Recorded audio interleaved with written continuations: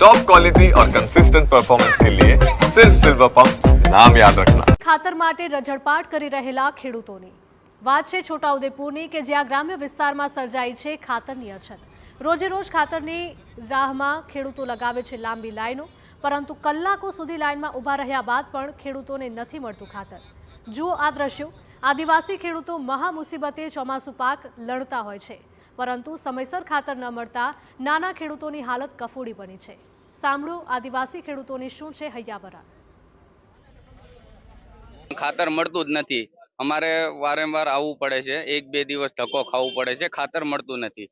અમારે સમયસર ખાતર ના મળે તો અમારી ખેતી બગડી જાય। અમે નાના ખેડૂત છે, મોટા ખેડૂતને તો મળી જાય છે, એ ગમે ત્યાંથી લઈ આવે છે, પણ અમારે 1-2 થેલી લેવા માટે ભાડું ખૂબ 100 રૂપિયા નાખીને અમારે જવું પડે એવું અમારી પરિસ્થિતિ નથી।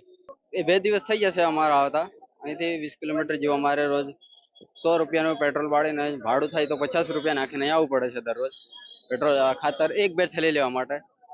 તો અહીં ખાતરનો જથ્થો પૂરો ના હોવા કારણે ખાતર પૂરું ટાઈમસર મળતું નથી, એટલે લાઈનમાં ઊભી રહેવું પડે છે।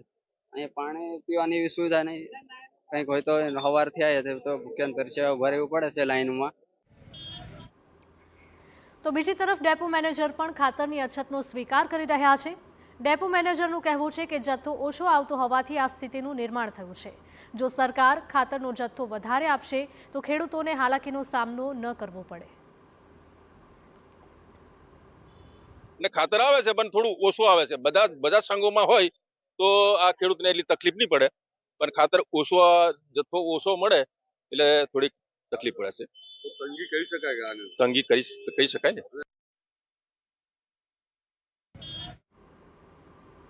એક તરફ સરકાર સબ સલામતના દાવા કરે છે તો બીજી તરફ રોજે રોજ સામે આવતા દ્રશ્યો ખેડૂતોની લાચારી દર્શાવી રહ્યા છે। ત્યારે સંવેદનશીલ સરકાર જાગે અને જગતના તાતની મુશ્કેલીનો અંત લાવે તે જરૂરી છે।